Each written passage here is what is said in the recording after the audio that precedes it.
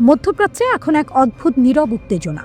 বাইরে থেকে দেখলে মনে হতে পারে আলোচনা চলছে, কূটনীতি এগোচ্ছে, কিন্তু ভেতরে ভেতরে বারুদের স্তূপ জ্বলছে। যুক্তরাষ্ট্র ও ইরান ধীরে ধীরে একটি সম্ভাব্য পারমাণবিক চুক্তির দিকে এগোচ্ছে, তবে এই পথ মোটেও মসৃণ নয়। ঠিক এই সময়ে তুরস্ক কড়া সতর্কবার্তা দিয়েছে, যদি আলোচনার পরিধি বাড়ানো হয় তাহলে পুরো অঞ্চল আরেকটি যুদ্ধে জড়িয়ে পড়তে পারে। তুরস্কের পররাষ্ট্রমন্ত্রী হাকান ফিদান বলেছেন, ওয়াশিংটন ও তেহরান দুই পক্ষই আপোষের ইঙ্গিত দিচ্ছে। যুক্তরাষ্ট্র নাকি নির্দিষ্ট সীমার মধ্যে ইরানের ইউরেনিয়াম সমৃদ্ধকরণ মেনে নিতে রাজি। অন্যদিকে ইরানও বুঝেছে একটি চুক্তি তাদের প্রয়োজন, কিন্তু ফিদানের স্পষ্ট সতর্কতা, এই আলোচনা যদি পারমাণবিক কর্মসূচির বাইরে গিয়ে ইরানের ব্যালিস্টিক ক্ষেপণাস্ত্র কর্মসূচি বা আঞ্চলিক জোটের দিকে বাড়ানো হয় তাহলে কূটনীতি ভেঙে পড়বে। তিনি বলেছেন, মধ্যপ্রাচ্য আরেকটি যুদ্ধ সহ্য করতে পারবে না, এমনকি সামরিক হামলা হলেও ইরানের সরকার পরিবর্তন হবে, এই ধারণাও তিনি নাকচ করেছেন। তার যুক্তি, অবকাঠামো ধ্বংস হতে পারে, কিন্তু রাজনৈতিক ব্যবস্থা টিকে থাকবে। শক্তির ভারসাম্য নষ্ট হলে আঞ্চলিক সহযোগিতার মনোভাব ধ্বংস হবে। ফিদান একটি গুরুত্বপূর্ণ ঘটনার কথাও জানান। জুনের সংঘাতের সময় মার্কিন রাজনীতিক মার্কো রুবিও তুরস্ককে ফোন করে বলেন, কয়েক ঘন্টার মধ্যে যে কোনো কিছু ঘটতে পারে। অথচ একই সময়ে ওমানে যুক্তরাষ্ট্র ও ইরানের বৈঠকের তারিখ ঠিক ছিল, কিন্তু আলোচনায় বসেছিল আমেরিকানরা আর হামলা চালিয়েছিল ইসরায়েল। এই ঘটনাই প্রমাণ করে আলোচনার টেবিল আর যুদ্ধক্ষেত্র দুটো একসঙ্গে চলতে পারে। এদিকে হোয়াইট হাউস স্পষ্ট করে দিয়েছে, সময় সীমাহীন নয়। মার্কিন ভাইস প্রেসিডেন্ট জেডি ভ্যান্স বলেছেন, যুক্তরাষ্ট্র কূটনৈতিক সমাধান চায়, কিন্তু যদি চুক্তি না হয় তাহলে অন্য বিকল্প টেবিলে আছে। অর্থাৎ সামরিক পদক্ষেপের দরজা পুরোপুরি বন্ধ হয়নি। তার বক্তব্য পরিষ্কার, ইরান যেন কখনো পারমাণবিক অস্ত্র না পায়, সেটাই যুক্তরাষ্ট্রের লক্ষ্য। সরকার পরিবর্তন তাদের উদ্দেশ্য নয়, তবে চুক্তি ব্যর্থ হলে শক্তিশালী সামরিক বিকল্প রয়েছে, কারণ যুক্তরাষ্ট্রের হাতে বিশ্বের সবচেয়ে শক্তিশালী সেনাবাহিনী। অন্যদিকে ইরানও নিজের লাল দাগ টেনে দিয়েছে। ইরানি কর্মকর্তারা সতর্ক করেছেন, বিশেষ করে ইসরায়েলের পক্ষ থেকে কোনো হামলা হলে জবাব হবে চূর্ণকারী। তাদের দাবি, ইসরায়েলের কোনো বড় পদক্ষেপ মার্কিন সমন্বয় ছাড়া সম্ভব নয়, তাই হামলা হলে প্রতিক্রিয়াও হবে তীব্র এবং অনুতাপজনক। ওমানে হওয়া সাম্প্রতিক বৈঠক ছিল মাত্র অর্ধ দিনের। ইরানের পক্ষ থেকে বলা হয়েছে, সেটি ছিল মূলত একে অপরের আন্তরিকতা যাচাই করার জন্য। তবে দাবি, আন্তর্জাতিক আইন এবং পারমাণবিক অস্ত্র বিস্তার রোধ চুক্তির আওতায় শান্তিপূর্ণ পারমাণবিক শক্তি ব্যবহারের অধিকার তারা চায়। বিস্তারিত আলোচনার আগে পুরো প্রক্রিয়া কিভাবে এগোয় তা তারা সতর্কভাবে পর্যবেক্ষণ করবে। সব মিলিয়ে পরিস্থিতি এখন এক সূক্ষ্ম সমীকরণে দাঁড়িয়ে। একদিকে সম্ভাব্য সমঝোতা হাতের নাগালে, অন্যদিকে একটি ভুল শব্দ, একটি ভুল পদক্ষেপ, একটি ভুল সময় সবকিছু ভেঙে দিতে পারে। মিসাইল নিষেধাজ্ঞা আর সামরিক হুমকির ছায়ায় কূটনীতি এখন ধারালো ছুরির ধার ধরে হাঁটছে। প্রশ্ন একটাই, এই ভারসাম্য কতদিন টিকবে? সমঝোতা কি বাস্তবে রূপ নেবে, নাকি মধ্যপ্রাচ্য আবারও নতুন সংঘাতের দিকে এগোবে? ইরানের মিসাইল কারখানাগুলো থেমে নেই, আর সেই শব্দে অস্বস্তিতে ইসরায়েল। প্রতি মাসে শতাধিক ব্যালিস্টিক ক্ষেপণাস্ত্র বানাচ্ছে ইরান। শুনতে অবিশ্বাস্য লাগছে, কিন্তু ইসরায়েলি সংবাদ মাধ্যমের দাবি এটাই এখন বাস্তবতা, আর এই খবরেই নাকি তেল আবিবে ঘুম হারাম। ওয়াইনেট নিউজের প্রতিবেদনে বলা হয়েছে, ইরানের ভূগর্ভস্থ মিসাইল সিটিগুলোতে দ্রুতগতিতে ক্ষেপণাস্ত্র উৎপাদন চলছে। 2025 সালের জুনে ইসরায়েল ইরান সংক্ষিপ্ত যুদ্ধে ইসরায়েল দাবি করেছিল তারা ইরানের বহু লঞ্চার ধ্বংস করেছে। কিন্তু নতুন গোয়েন্দা তথ্য বলছে, ইরান আবার ভান্ডার ভরে ফেলছে। মাসে শত শত ক্ষেপণাস্ত্র তৈরি হচ্ছে। ইসরায়েলের প্রধানমন্ত্রী বেনিয়ামিন নেতানিয়াহু আশঙ্কা করছেন, ইরান পারমাণবিক কর্মসূচির বিকল্প হিসেবে এখন ক্ষেপণাস্ত্র শক্তিকেই প্রধান হাতিয়ার বানাচ্ছে। অর্থাৎ যদি পারমাণবিক ইস্যুতে চাপ আসে তাহলে সংখ্যার জোরে মিসাইল। এই কর্মসূচির স্থপতি ছিলেন আইআরজিসির অ্যারোস্পেস ফোর্সের কমান্ডার আমির আলী হাজিজাদে। গত যুদ্ধের শুরুতেই তিনি নিহত হন, কিন্তু তার পরিকল্পনা থেমে থাকেনি, বরং ইরান আরও গতি বাড়িয়েছে। ইরান বর্তমানে সাজিল, ইমাদ এবং খোররামশার নামের দীর্ঘ পাল্লার ক্ষেপণাস্ত্র ব্যবহার করছে। এগুলো প্রায় 2500 কিলোমিটার দূরের লক্ষ্যবস্তুতে আঘাত হানতে পারে। ভাবুন, এই দূরত্ব মানে ইসরায়েলের পুরো ভূখণ্ডই তাদের রেঞ্জের মধ্যে। এমনকি মধ্যপ্রাচ্যে ছড়িয়ে থাকা মার্কিন ঘাঁটিগুলো এসব ক্ষেপণাস্ত্রে 1800 কেজি পর্যন্ত বিস্ফোরক বহন করা যায়। কঠিন তরল জ্বালানি চালিত এই মিসাইলগুলো নির্দিষ্ট পথে মহাকাশের উচ্চতায় উঠে লক্ষ্যবস্তুতে আঘাত করে। গত যুদ্ধে ইসরায়েলের আকাশ প্রতিরক্ষা ব্যবস্থা প্রায় ৮৬% ক্ষেপণাস্ত্র ঠেকাতে পেরেছিল, কিন্তু বাকিগুলো আঘাত হানে অন্তত ২৯ জন নিহত হয়, অবকাঠামোগত বড় ক্ষতি হয়। এখানেই ইরানের কৌশল সংখ্যা।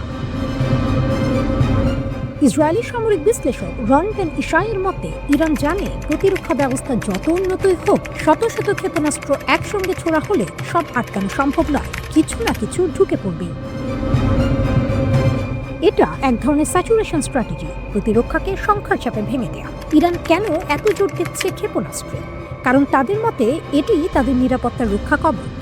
যুক্তরাষ্ট্রের সঙ্গে আলোচনায় তাই তারা স্পষ্ট জানিয়ে দিয়েছে, ক্ষেপণাস্ত্র কর্মসূচি একটি রেড লাইন, এ নিয়ে কোনো আপোষ হবে না। আইআরজিসির কর্মকর্তারা দাবি করছেন, এই শক্তির কারণে যুক্তরাষ্ট্র সরাসরি হামলা না করে আলোচনায় ফিরেছে।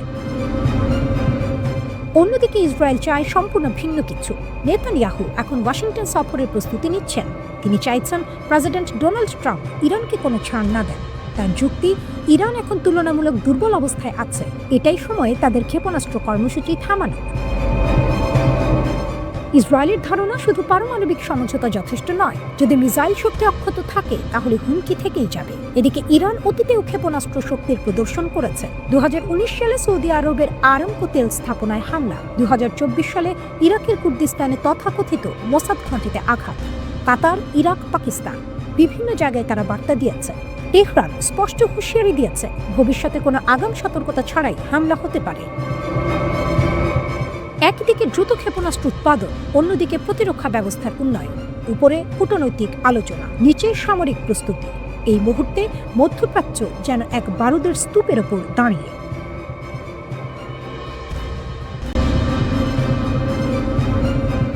ওমানের আলোচনার পর কয়েক ঘন্টা না যেতে ইরান এমন একটি বার্তা দিল, যা পুরো মধ্যপ্রাচ্যে নতুন করে উত্তেজনা ছড়িয়ে দিল। তেহরানের প্যালেস্টাইন স্কোয়ারে একটি বিশাল ব্যানার টানানো হয়। সেই ব্যানারে ছিল ইসরায়েলের মানচিত্র। শুধু মানচিত্রই নয়, চিহ্ন দিয়ে দেখানো হয়েছে যুদ্ধ হলে ইরান কোন কোন জায়গায় হামলা চালাতে পারে। এই ঘটনাটি ৮ ফেব্রুয়ারি জেরুজালেম পোস্ট প্রকাশ করে। ঠিক তখনই ওমানে যুক্তরাষ্ট্র ও ইরানের মধ্যে হওয়া পরোক্ষ আলোচনার ফল নিয়ে অনিশ্চয়তা চলছিল। ব্যানারের ছবিগুলো দ্রুত সামাজিক মাধ্যমে ছড়িয়ে পড়ে। প্রতিবেদনে বলা হয়, মানচিত্রে ইসরায়েলের কেন্দ্রীয় অংশ খুব বিস্তারিতভাবে দেখানো হয়েছে। সেখানে কয়েকটি গুরুত্বপূর্ণ কৌশলগত স্থানে বিশেষ চিহ্ন দেওয়া ছিল।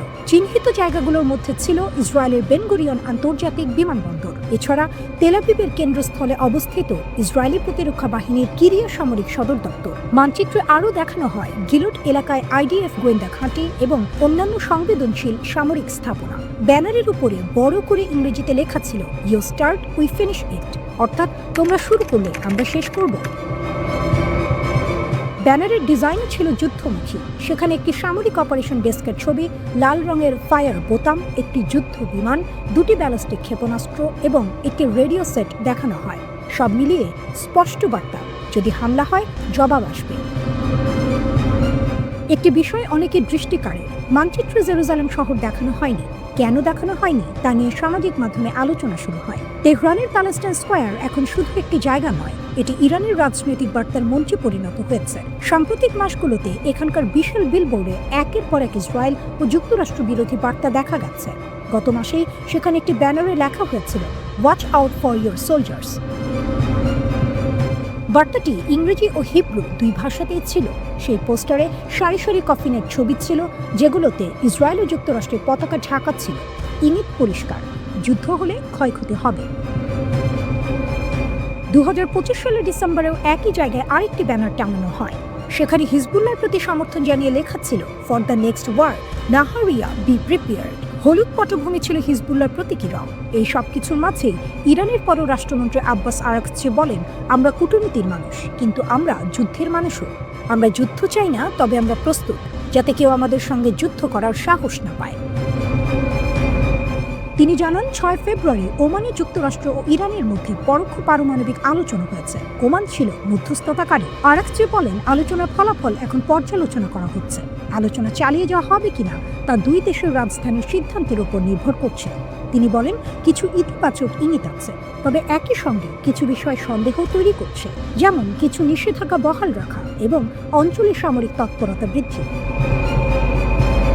তিনি তিনি স্পষ্ট করেন, আলোচনা সরাসরি হয়নি। দুই পক্ষের প্রতিনিধি দল আলাদা কক্ষে ছিল, তবে আগমন বা বিদায়ের সময় কূটনৈতিক সৌজন্য হিসেবে সামান্য সাক্ষাৎ হয়েছে। সব মিলিয়ে পরিস্থিতি এখন এক অদ্ভুত অবস্থায়। একদিকে আলোচনা চলছে, অন্যদিকে প্রকাশ্যে মানচিত্র টাঙিয়ে সম্ভাব্য হামলার বার্তা দেওয়া হচ্ছে।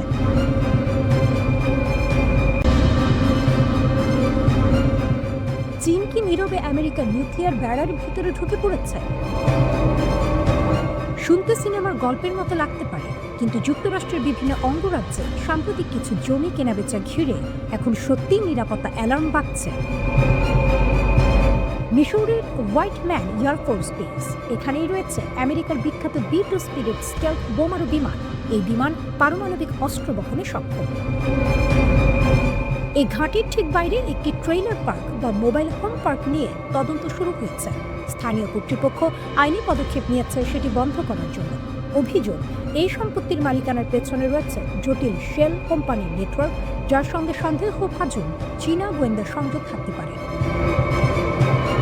খতিয়ে দেখে জানা যায় মালিকানা কাগজে কলমে এক কানাডিয়ান দম্পতির নামে, কিন্তু তদন্তকারীরা দাবি করছেন শেষ পর্যন্ত সে লিঙ্ক গিয়ে মেলে এক বিতর্কিত চীনা ব্যবসায়ী মাইলস গুয়ের সঙ্গে। তার বিরুদ্ধে আগে গুপ্তচরবৃত্তি ও বড় অঙ্কের জালিয়াতির অভিযোগ ছিল। 2024 সালে তিনি যুক্তরাষ্ট্রে দোষী সাব্যস্ত হন।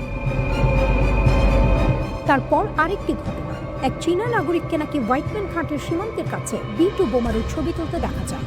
ছোট ঘটনা, নিরাপত্তা কর্মকর্তাদের মতে না, কারণ এমন ছবি, এমন পর্যবেক্ষণ বিদেশি গোয়েন্দাদের ঘাঁটির রুটিন, দুর্বলতা ও কাঠামো বোঝার সুযোগ দিতে পারে। লুইজিয়ানায় চীন সংযুক্ত মালিকরা একটি গলফ কোর্স কিনেছেন, যা এয়ারফোর্স গ্লোবাল স্ট্রাইক কমান্ডের সদর দপ্তরের কাছে। এই কমান্ড নিয়ন্ত্রণ করে আমেরিকার পারমাণবিক বোমারু ও আন্তঃমহাদেশীয় ব্যালিস্টিক ক্ষেপণাস্ত্র। নর্থ ডাকোটায় চীনের ফুফেন গ্রুপ প্রায় 150 হেক্টর জমি কিনেছে গ্র্যান্ড ফর্কস এয়ারফোর্স বেসের কাছে। এই ঘাঁটি থেকে গ্লোবাল হক ড্রোন ও গুরুত্বপূর্ণ মহাকাশ যোগাযোগ অবকাঠামো পরিচালিত হয়। টেক্সাসের GH আমেরিকা এনার্জি নামের একটি কোম্পানি লাফলিন এয়ারফোর্স বেসের কাছে উইন্ড ফার্ম প্রকল্প করতে চেয়েছিল। আশঙ্কা ছিল বিদ্যুৎ অবকাঠামো নিয়ন্ত্রণের মাধ্যমে গুপ্তচরবৃত্তি বা বিঘ্ন ঘটানো সম্ভব হতে পারে। পরে Texas Lone Star Infrastructure Protection Act pass করে বিদেশি প্রতিপক্ষের এমন মালিকানা ঠেকাতে। ওয়াইওমিংয়ে মাইন ওয়ান পার্টনার্স নামের একটি কোম্পানি FE ওয়ারেন এয়ারফোর্স বেসের মাত্র 1.6 কিলোমিটার দূরে জমি কিনেছিল। এই ঘাঁটিতে রয়েছে মিনিটম্যান 3 ICBM, যা যুক্তরাষ্ট্রের স্থলভিত্তিক পারমাণবিক শক্তির মেরুদণ্ড। 4 ফেব্রুয়ারি শেষ হয়ে গেছে যুক্তরাষ্ট্র রাশিয়ার সর্বশেষ বড় পারমাণবিক অস্ত্র নিয়ন্ত্রণ চুক্তি নিউ স্টার্ট। ফলে দুই দেশের মোতায়েন করা অস্ত্রের ওপর আর কোনো আনুষ্ঠানিক সীমা নেই। ডোনাল্ড ট্রাম্প আগেই বলেছিলেন নতুন কোনো চুক্তি হলে সেখানে চীনকেও থাকতে হবে, কিন্তু বেইজিং তা প্রত্যাখ্যান করেছে। 5 ফেব্রুয়ারি যুক্তরাষ্ট্র চীনকে গোপনে পারমাণবিক অস্ত্র সংক্রান্ত পরীক্ষা চালানোর অভিযোগ তোলে। 2025 সালের জুনে হোয়াইটম্যান ঘাঁটি থেকে 7টি B-2 বোমারু বিমান উড়ে যায় ইরানের বিরুদ্ধে অপারেশন মিডনাইট হ্যামার চালাতে। 30,000 পাউন্ডের GBU-57 বাংকার বাস্টার বোমা ব্যবহার করা হয়। 36 ঘন্টার অভিযানে শক্তিশালী ভূগর্ভস্থ স্থাপনায় আঘাত হানা হয়। তাহলে প্রশ্ন উঠছে, যদি কোনো বিদেশি শক্তি হোয়াইটম্যান ঘাঁটির আশপাশে জমি কিনে নজরদারি করে, তথ্য জোগাড় করে, তাতে কি কৌশলগত সুবিধা মিলতে পারে? যুক্তরাষ্ট্র কি খুব দেরিতে বিষয়টি বুঝছে, নাকি এটি অতিরঞ্জিত ভয়? একদিকে ইরান নিয়ে উত্তেজনা, অন্যদিকে চীনের জমি কেনা নিয়ে উদ্বেগ।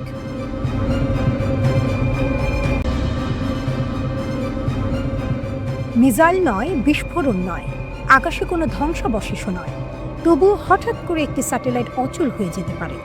শুনতে সাইফাই সিনেমার মতো লাগছে, তাই না? কিন্তু সাম্প্রতিক দাবি বলছে চীন এমন একটি প্রযুক্তি তৈরি করেছে যা নাকি মহাকাশে থাকা স্যাটেলাইটকে চুপচাপ অক্ষম করে দিতে পারে উচ্চ ক্ষমতার মাইক্রোওয়েভ দিয়ে। চীনের north West institute of nuclear technology দাবি করেছে তার একটি নতুন পালস পাওয়ার ড্রাইভার তৈরি করেছে, নাম TPG-1000CS। দৈর্ঘ্য প্রায় 4 মিটার, ওজন প্রায় 5 টন। আগের প্রজন্মের সিস্টেমের তুলনায় অনেক ছোট ও বহনযোগ্য। দাবি করা হচ্ছে এই ডিভাইস 1 মিনিটে প্রায় 2 লাখ উচ্চ শক্তির পালস তৈরি করতে পারে, আর সর্বোচ্চ শক্তি 20 গিগাওয়াট পর্যন্ত বৈদ্যুতিক পালস। এই সংখ্যা কেন গুরুত্বপূর্ণ? প্রতিরক্ষা বিশ্লেষকদের মতে মাত্র 1 গিগাওয়াট ফোকাসড মাইক্রোওয়েভ শক্তি নাকি নিম্ন কক্ষপথের স্যাটেলাইটকে গুরুতরভাবে ক্ষতিগ্রস্ত করতে পারে। সেখানে যদি 20 গিগাওয়াট হয় তাহলে সেটি অনেক বড় লাভ। কিন্তু এখানে একটি বিষয় মনে রাখা জরুরি, এইসব তথ্য মূলত চীনা সূত্রের দাবি, স্বাধীনভাবে যাচাই করা হয়নি। এখন প্রশ্ন, মাইক্রোওয়েভ অস্ত্র কেন এত আলোচনা? প্রচলিত অ্যান্টি স্যাটেলাইট মিসাইল যদি কোনো স্যাটেলাইট ধ্বংস করে তাহলে মহাকাশে বিপুল পরিমাণ ধ্বংসাবশেষ তৈরি হয়। সেই ধ্বংসাবশেষ উচ্চ গতিতে ঘুরতে থাকে এবং অন্য স্যাটেলাইটকেও আঘাত করতে পারে, এমনকি আক্রমণকারী দেশের স্যাটেলাইটও ঝুঁকিতে পড়ে।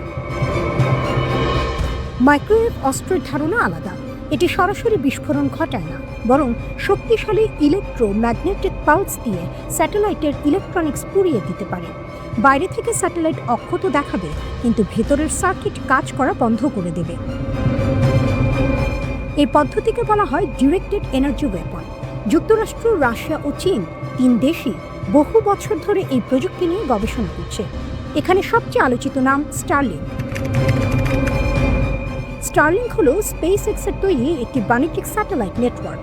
এটি উচ্চ গতির ইন্টারনেট দেয়, কিন্তু ইউক্রেন যুদ্ধে এটি শুধু ইন্টারনেট নয়, কৌশলগত হাতিয়ার।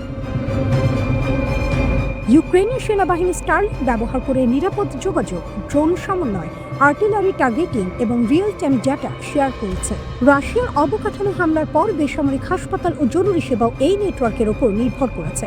এই কারণে রাশিয়া প্রকাশ্যে সতর্ক করেছে, যে কোনো বাণিজ্যিক স্যাটেলাইট যদি যুদ্ধ প্রচেষ্টায় সরাসরি সহায়তা করে সেটি বৈধ লক্ষ্য হতে পারে।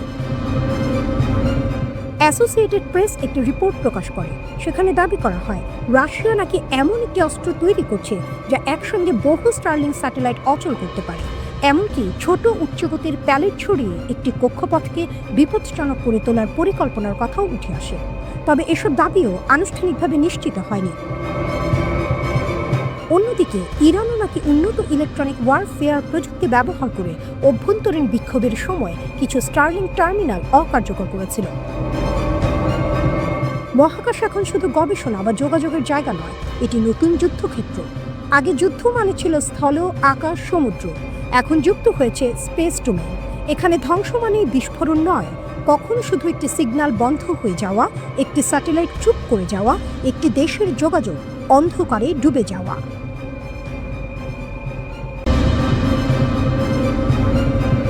একটা সময় ছিল মার্কিন স্টেলথ যুদ্ধ বিমান মানেই ভয়, রাডারে ধরা পড়ে না, চুপচাপ ঢুকে পড়ে, হামলা করে বেরিয়ে যায়।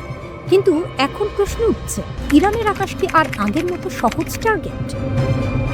খবর অনুযায়ী চীন ইরানকে দিয়েছে একটি উন্নত অ্যান্টি স্টেলথ রাডার সিস্টেম, নাম YLC-8BL। এই রাডারকে অনেকেই বলছেন স্টেলথ বিমানের দুঃস্বপ্ন। প্রথমে একটি বিষয় পরিষ্কার করি, এই ধরনের তথ্যের অনেকটাই বিশ্লেষণ ও সামরিক সূত্রভিত্তিক। আনুষ্ঠানিকভাবে সবকিছু নিশ্চিত করা হয়নি, তবে প্রতিরক্ষা মহলে আলোচনা তুঙ্গে। এই রাডারের বিশেষত্ব কি? সাধারণভাবে স্টেলথ যুদ্ধ বিমান যেমন F-35, F-22 বা B-2 বোমারু ডিজাইন করা হয় উচ্চ ফ্রিকোয়েন্সির রাডার এড়িয়ে যাওয়ার জন্য। তাদের গায়ে বিশেষ প্রলেপ ও কোনাকুনি গঠন থাকে, যাতে রাডার তরঙ্গ প্রতিফলিত হয়ে ফিরে না আসে। কিন্তু YLC-8B কাজ করে লো ফ্রিকোয়েন্সি বা দীর্ঘ তরঙ্গ দৈর্ঘ্যে। এই দীর্ঘ তরঙ্গ স্টেলথ ডিজাইনের সীমাবদ্ধতাকে আঘাত করে, কারণ স্টেলথ প্রযুক্তি মূলত ছোট তরঙ্গের বিরুদ্ধে বেশি কার্যকর। দীর্ঘ তরঙ্গের ক্ষেত্রে বিমান পুরোপুরি অদৃশ্য থাকতে পারে না। বিশ্লেষকদের দাবি, এই রাডারে 550 থেকে 700 কিলোমিটার দূর থেকেও লক্ষ্যবস্তু শনাক্ত করতে পারে, শুধু বিমান নয়, ব্যালিস্টিক মিসাইলও। এখন আসল বিষয়টা হলো শনাক্ত করার পর কি হবে। রাডারে কোনো লক্ষ্যবস্তু ধরা পড়লে সেই তথ্য সরাসরি যুক্ত হতে পারে ইরানের এয়ার ডিফেন্স সিস্টেমের সঙ্গে, যেমন S-300, S-400 যদি মোতায়েন থাকে, অথবা ইরানের নিজস্ব বাভার 373 সিস্টেম। মানে শনাক্ত থেকে প্রতিরোধ সবই দ্রুত। গত জুনে 12 দিনের সংখ্যাতে ইসরায়েলি ও মার্কিন স্টেলথ বিমান ইরানের আকাশে যে সুবিধা পেয়েছিল, সেটি ভবিষ্যতে এত সহজ নাও হতে পারে, এমনটাই মনে করছেন কিছু বিশ্লেষক। তবে এখানে একটি গুরুত্বপূর্ণ বাস্তবতা আছে। লো ফ্রিকোয়েন্সি রাডার সাধারণত টার্গেটের অবস্থান মোটামুটি শনাক্ত করতে পারে, কিন্তু খুব নিখুঁত টার্গেটিং এর জন্য উচ্চ ফ্রিকোয়েন্সি বা ফায়ার কন্ট্রোল রাডারের সহায়তা দরকার হয়। অর্থাৎ একা একটি রাডার পুরো যুদ্ধ বদলে দেবে এমনটা বলা অতিরঞ্জন হতে পারে। তবুও কৌশলগত দিক থেকে এটি বড় বার্তা। চীন সরাসরি যুদ্ধ বিমান বা রণতরী পাঠায়নি, কিন্তু প্রযুক্তি দিয়েছে, এবং প্রযুক্তি আধুনিক যুদ্ধের সবচেয়ে বড় শক্তি। এর মাধ্যমে বেইজিং কি বার্তা দিতে চাইছে? প্রথমত, ইরানের প্রতিরক্ষা সক্ষমতা বাড়ানো। দ্বিতীয়ত, মধ্যপ্রাচ্যে মার্কিন প্রভাবের ভারসাম্যে সূক্ষ্ম পরিবর্তন আনা। তৃতীয়ত, দেখানো চীন শুধু অর্থনৈতিক শক্তি নয়, সামরিক প্রযুক্তিতেও বড় খেলোয়াড়। রাশিয়া আগেই ইরানকে বিভিন্ন প্রতিরক্ষা সহায়তা দিয়েছে। এখন চীনের এই পদক্ষেপ অনেকের কাছে কৌশলগত সমন্বয় হিসেবে দেখা হচ্ছে। অন্যদিকে পেন্টাগন বা ইসরায়েল এখনও প্রকাশ্যে কোনো মন্তব্য করেনি, কিন্তু সামরিক পরিকল্পনায় নিশ্চয়ই এই বিষয়টি বিবেচনায় নেওয়া হচ্ছে। সবচেয়ে বড় প্রশ্ন, এতে কি সত্যিই মধ্যপ্রাচ্যের আকাশযুদ্ধের সমীকরণ বদলে যাবে? সম্ভবত পুরোপুরি নয়, কারণ স্টেলথ প্রযুক্তিও থেমে নেই। নতুন প্রজন্মের ইলেকট্রনিক ওয়ারফেয়ার, ড্রোন, সাইবার আক্রমণ সবই দ্রুত উন্নত হচ্ছে। কিন্তু একটি বিষয় নিশ্চিত, যুদ্ধ এখন আর শুধু বিমান বনাম বিমান নয়, এটা প্রযুক্তি বনাম প্রযুক্তি, রাডার বনাম স্টেলথ, সেন্সর বনাম জ্যামার, ডিটেকশন বনাম বিভ্রান্তি। ইরানের আকাশ হয়তো এখন আগের চেয়ে বেশি সুরক্ষিত, কিন্তু তার মানে এই নয় যে সেটি পুরোপুরি অজেয়। শেষ পর্যন্ত আধুনিক যুদ্ধের সমীকরণ বদলায় ধীরে ধীরে। একটি প্রযুক্তি আসে, আরেকটি তার মোকাবিলায় তৈরি হয়।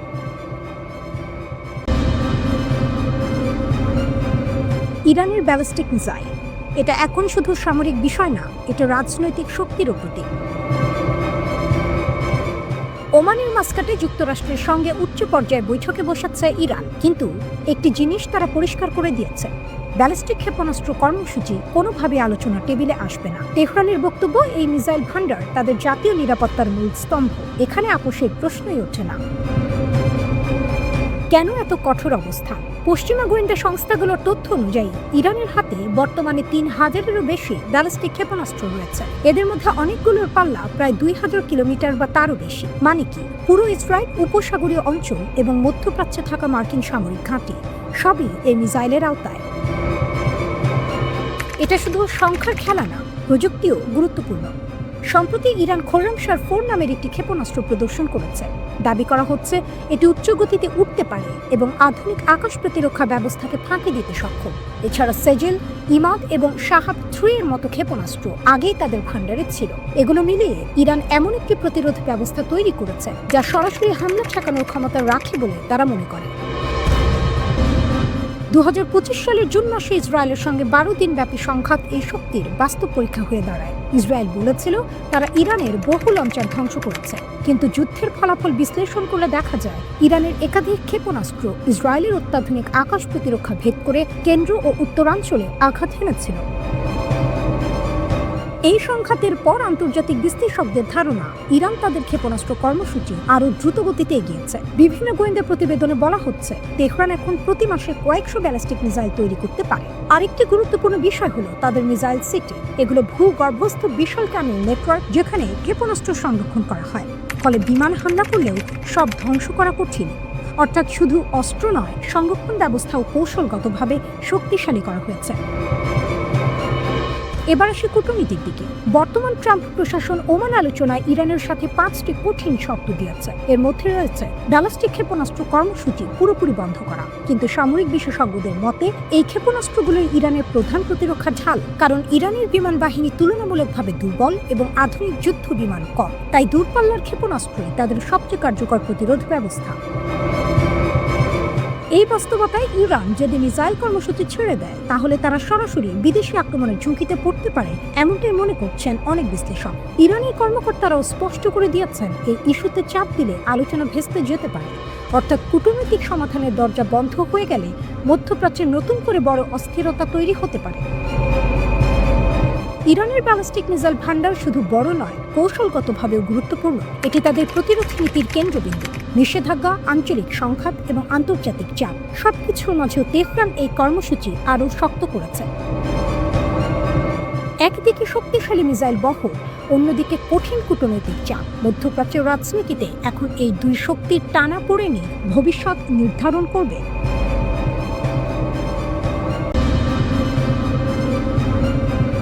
মধ্যপ্রাচ্যে যুদ্ধের আশঙ্কা যত বাড়ছে, একটি প্রশ্ন তত জোরে উঠছে।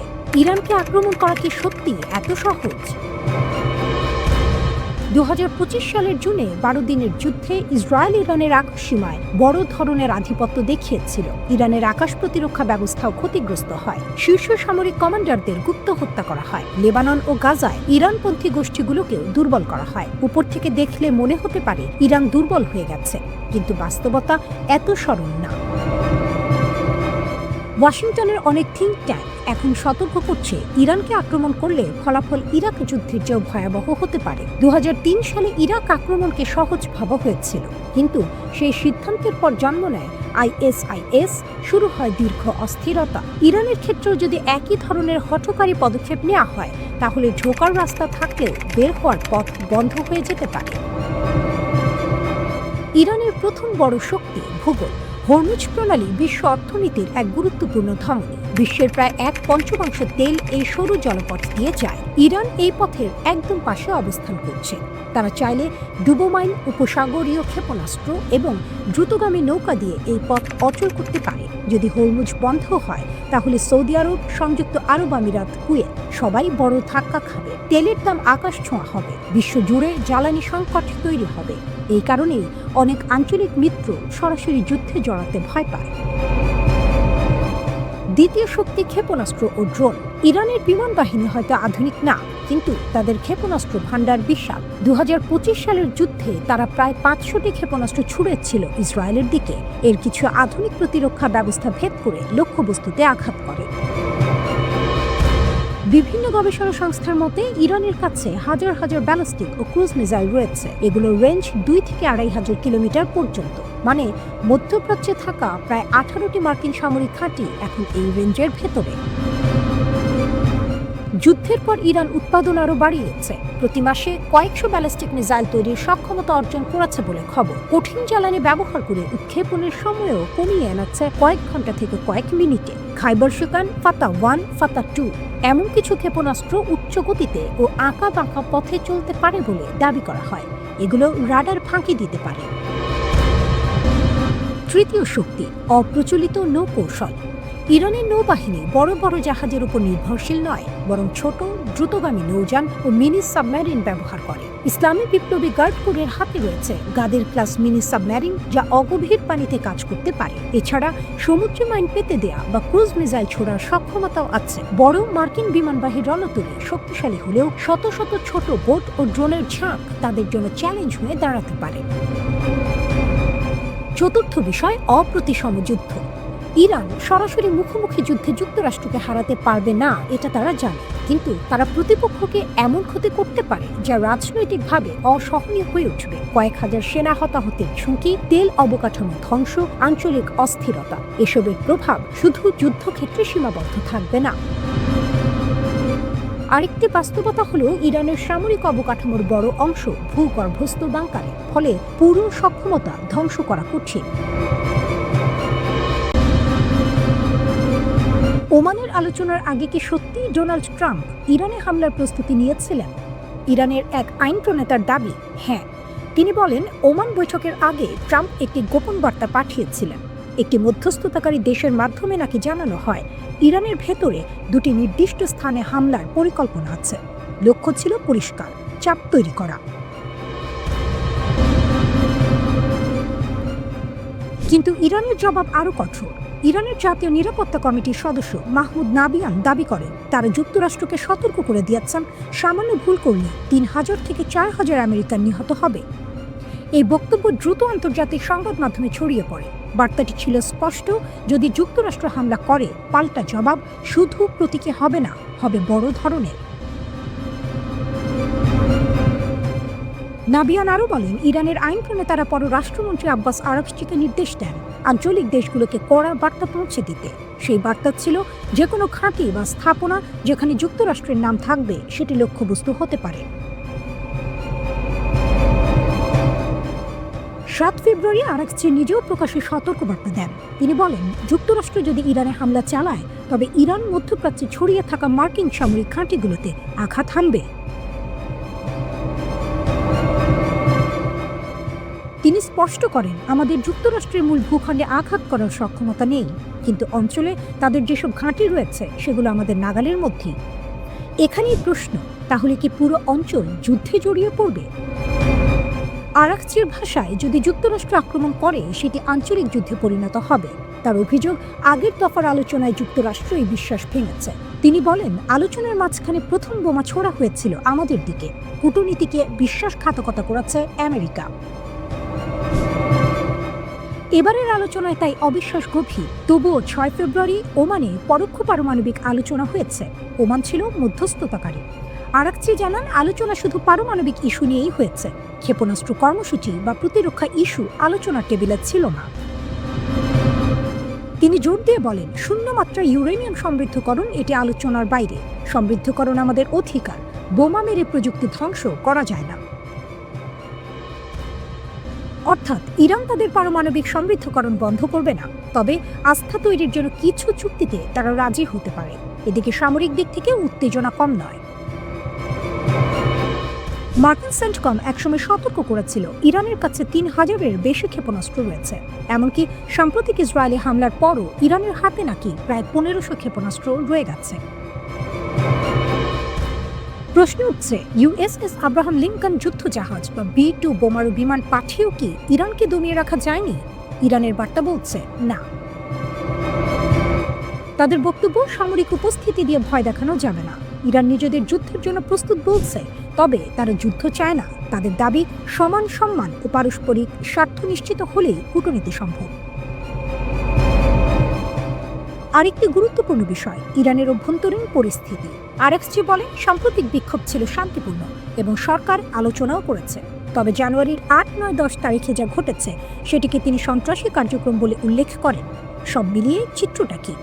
একদিকে গোপন বার্তা, সম্ভাব্য হামলার ইঙ্গিত, অন্যদিকে হাজারো প্রাণহানির হুমকি।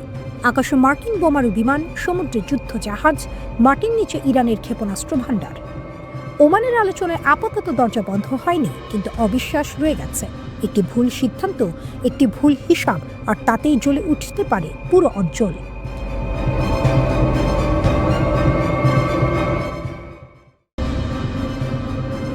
আলোচনা চলছে, হাত মেলানো হচ্ছে, হাসি বিনিময় হচ্ছে, কিন্তু প্রশ্নটা রয়ে গেছে, ইরান আর যুক্তরাষ্ট্রের মধ্যে যুদ্ধ কি সত্যিই এড়ানো যাবে? ওমানের রাজধানী মাস্কাটে দুই দেশের মধ্যে এক দফা পরোক্ষ আলোচনা হয়েছে, সরাসরি মুখোমুখি নয়, মধ্যস্থতাকারীর মাধ্যমে। এটিকে কেউ কেউ ইতিবাচক শুরু বলছেন। ইরানের প্রেসিডেন্ট মাসুদ পেজেশকিয়ান বলেছেন, এটি এক ধাপ অগ্রগতি। তার ভাষায়, ইরান সম্মানের বদলে সম্মান দেয়, কিন্তু মাটির নিচে, সমুদ্রের ওপরে, আকাশের ভেতরে চিত্রটা আলাদা। মার্কিন প্রেসিডেন্ট ডোনাল্ড ট্রাম্পের প্রশাসন ইরানের পারমাণবিক কর্মসূচি এবং অভ্যন্তরীণ বিক্ষোভের অজুহাতে অঞ্চলের সামরিক উপস্থিতি বাড়িয়েছে। পারস্য উপসাগরে এসেছে বিমানবাহী রণতরী ইউএসএস আব্রাহাম লিঙ্কন, সঙ্গে ডজন খানেক F-15 যুদ্ধবিমান, উন্নত ড্রোন, নজরদারি ব্যবস্থা। এটা কি কেবল চাপ সৃষ্টি নাকি প্রস্তুতি? ইরানের পররাষ্ট্রমন্ত্রী আব্বাস আরাকচি স্পষ্ট করে দিয়েছেন, মার্কিন নৌবহর দেখে তারা ভয় পাচ্ছে না। তার ভাষায়, যুদ্ধ চাপিয়ে দেওয়া হলেও আমরা আমাদের ইউরেনিয়াম সমৃদ্ধকরণ কর্মসূচি থেকে এক চুলো সরব না। অর্থাৎ পারমাণবিক ইস্যুতে আপোষ খুব সীমিত। এখানেই মূল সংঘাত। ওয়াশিংটন চায় ইরান শুধু পারমাণবিক কর্মসূচি নয়, ব্যালিস্টিক ক্ষেপণাস্ত্র কর্মসূচি এবং আঞ্চলিক সশস্ত্র গোষ্ঠীগুলোর সমর্থন নিয়েও আলোচনা করুক। ইসরায়েলও একই দাবি তুলছে, কিন্তু তেহরান বলছে মিসাইল ও প্রতিরক্ষা ইস্যু আলোচনার বাইরে। তাদের যুক্তি, প্রতিরক্ষা সক্ষমতা কোনো দর কষাকষির বিষয় নয়। আরেকদিকে আছে নিষেধাজ্ঞা। ইরান চায় অর্থনৈতিক অবরোধ তুলে নেওয়া হোক, বিনিময়ে তারা পারমাণবিক কর্মসূচিতে কিছু স্বচ্ছতা আনতে পারে। কিন্তু প্রশ্ন, বিশ্বাসের ঘাটতি কি এত সহজে পূরণ হবে? আরাকচির অভিযোগ, যুক্তরাষ্ট্র একদিকে নিষেধাজ্ঞা বজায় রাখছে, সামরিক শক্তি বাড়াচ্ছে, আবার অন্যদিকে আলোচনার প্রস্তাব দিচ্ছে। তার মতে এটি দ্বিমুখী আচরণ। এই অবিশ্বাসই এখন সবচেয়ে বড় বাধা। গত বছর ইসরায়েলের সঙ্গে ইরানের সংক্ষিপ্ত যুদ্ধের পর প্রথমবারের মতো এমন উচ্চ পর্যায়ের আলোচনা হচ্ছে। তাই প্রত্যাশাও বেশি, ঝুঁকিও বেশি। পশ্চিমা দেশগুলো আশঙ্কা করছে ইরান পারমাণবিক বোমা তৈরির দিকে এগোচ্ছে। ইরান তা অস্বীকার করছে। তাদের দাবি, তারা আন্তর্জাতিক চুক্তির ভেতরেই কাজ করছে। তাদের মতে আসল শক্তি কোনো বোমা নয়, বরং বড় শক্তির চাপের সামনে না বলার সাহস। এখন কৌশলগত দিকটা দেখুন। পারস্য উপসাগরে মার্কিন নৌবহর, ইরানের মিসাইল ঘাঁটি সক্রিয়, ইসরায়েলের সতর্ক অবস্থানে। একটি ভুল হিসাব, একটি ভুল বার্তা, একটি ড্রোন গুলি করে নামানো, আর তাতেই আগুন ছড়িয়ে যেতে পারে পুরো অঞ্চলে। কিন্তু একই সঙ্গে আরেকটি বাস্তবতা আছে। পূর্ণমাত্রার যুদ্ধ মানে শুধু সামরিক সংঘর্ষ নয়, তেলের দাম বাড়বে, বৈশ্বিক বাজার কাঁপবে, মধ্যপ্রাচ্যে নতুন করে অস্থিরতা তৈরি হবে। যুক্তরাষ্ট্রও জানে দীর্ঘ যুদ্ধের খরচ কতটা ভয়াবহ হতে পারে। মধ্যপ্রাচ্যের মানচিত্রে একটি জিনিস খুব স্পষ্ট, এখানে ছড়িয়ে ছিটিয়ে আছে মার্কিন সামরিক ঘাঁটি। কাতার, বাহরাইন, কুয়েত, সংযুক্ত আরব আমিরাত, ইরাক, জর্ডান, প্রায় সব জায়গাতেই কোনো না কোনোভাবে আমেরিকার সামরিক উপস্থিতি আছে। প্রশ্ন হলো কেন? আমেরিকার যুক্তি খুব পরিষ্কার, এগুলো নাকি আঞ্চলিক স্থিতিশীলতা বজায় রাখার জন্য। কিন্তু সমালোচকদের মতে এই ঘাঁটিগুলো আসলে মার্কিন প্রভাব ও শক্তির লঞ্চ প্যাড। এখান থেকে ইরাক যুদ্ধ, সিরিয়া অভিযান, আফগানিস্তানে অপারেশন সবকিছু পরিচালিত হয়েছে। এখন যদি ইরানকে কেন্দ্র করে সম্ভাব্য বড় কোনো সংঘাত শুরু হয়, তাহলে অনেক বিশ্লেষক মনে করেন হামলার বড় অংশ আসবে এই ঘাঁটিগুলো থেকেই। আর ঠিক এখানেই ইরানের জন্য তৈরি হয়েছে এক নতুন সমীকরণ। ইরানের পররাষ্ট্রমন্ত্রী আব্বাস আরাকচি স্পষ্ট হুঁশিয়ারি দিয়েছেন, ইরানের ওপর হামলা হলে পশ্চিম এশিয়ায় থাকা মার্কিন সামরিক ঘাঁটিগুলোকে লক্ষ্যবস্তু করা হবে। এটা শুধু রাজনৈতিক বক্তব্য নয়, এর পেছনে রয়েছে সরাসরি সামরিক হিসাব নিকাশ।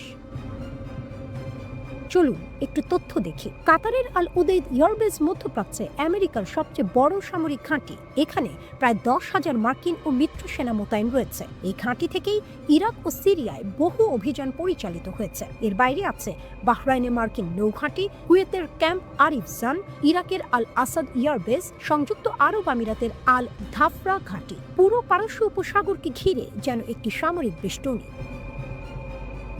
কিন্তু এই বেষ্টনীর একটি বড় দুর্বলতা আছে, এই ঘাঁটিগুলোর বেশিরভাগই ইরানের খুব কাছাকাছি। যেমন আল উদেইদ ঘাঁটি ইরান থেকে মাত্র 190 থেকে 300 কিলোমিটার দূরে, মানে পারস্য উপসাগরের একদম ওপারে। এই দূরত্ব ইরানের স্বল্প পাল্লার ব্যালিস্টিক ক্ষেপণাস্ত্র বা ড্রোনের জন্য কোনো বড় বিষয় নয়। গত 2 দশকে ইরান তাদের মিসাইল ও ড্রোন সক্ষমতা অনেক বাড়িয়েছে, বিশেষ করে শর্ট ও medium range ballistic missile, cruise missile এবং শাহিদ সিরিজের ড্রোন। ইরানের কৌশলটা কি? ইরান জানে তারা সরাসরি আমেরিকার মূল ভূখণ্ডে আঘাত করতে পারবে না, কিন্তু পশ্চিম এশিয়ার মার্কিন ঘাঁটিগুলো তাদের নাগালের মধ্যেই। তাই ইরানের প্রতিরক্ষা নীতিতে ডিটারেন্স বা প্রতিরোধ ক্ষমতা বাড়ানোর উপর জোর দেওয়া হয়েছে।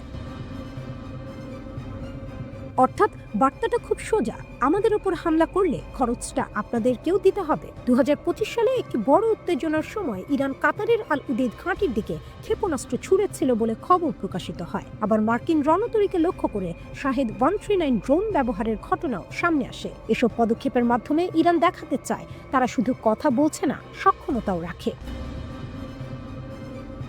এখন প্রশ্ন হলো, এতে কি পরিস্থিতি আরো ঝুঁকিপূর্ণ হয়ে উঠছে? একদিক থেকে দেখলে হ্যাঁ, কারণ পশ্চিম এশিয়ার এই ঘাঁটিগুলো এখন শুধু শক্তির প্রতীক নয়, বরং সম্ভাব্য সংঘাতের সরাসরি টার্গেট। অন্যদিকে ইরান বলছে তাদের ক্ষেপণাস্ত্র কর্মসূচি পুরোপুরি প্রতিরক্ষামূলক। তারা হামলা শুরু করতে চায় না, কিন্তু জবাব দিতে প্রস্তুত।